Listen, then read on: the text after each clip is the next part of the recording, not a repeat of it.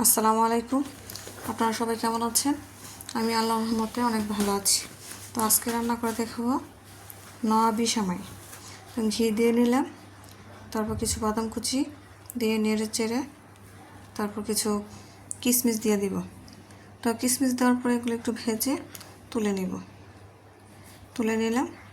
এখন আরেকটু ঘি দিব, দিয়ে 200 গ্রামের 2টা লাচ্ছা সেমাই, বনফুল লাচ্ছা সেমাই দিয়ে ভেজে এখন হাফ কাপ গরুর দুধ দিয়ে দিব, তারপরে হাফ কাপ চিনি দিয়ে দিব, দিয়ে এগুলোকে ভালোভাবে একটু ভেজে মচমচে করে উঠিয়ে রেখে দেব। এটা কিন্তু ক্রিম ছাড়া নবী সেমাই, তো আমার কাছে ক্রিম ছিল না, সেই কারণে আর দেওয়া হয়নি। তো ভেজে স্বাদ মিষ্টিটাকে ব্যালেন্স করার জন্য লবণ দিয়ে দিলাম।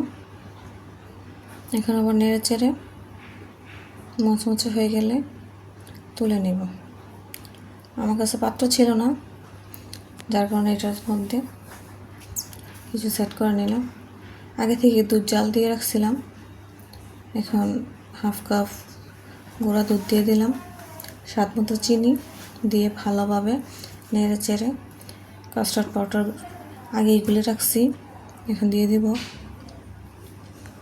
দিয়ে দেওয়ার পর ভালোভাবে নেড়ে চেড়ে অনবরত নাড়তে হবে, নইলে নিচে লেগে যাবে।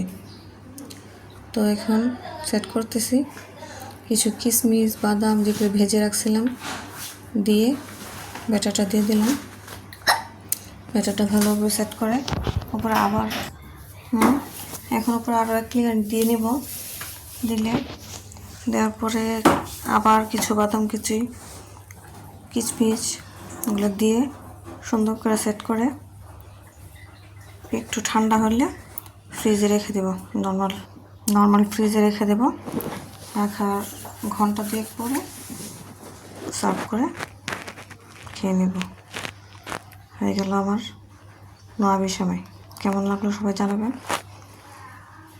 আসসালামু আলাইকুম, ভালো থাকবেন সবাই।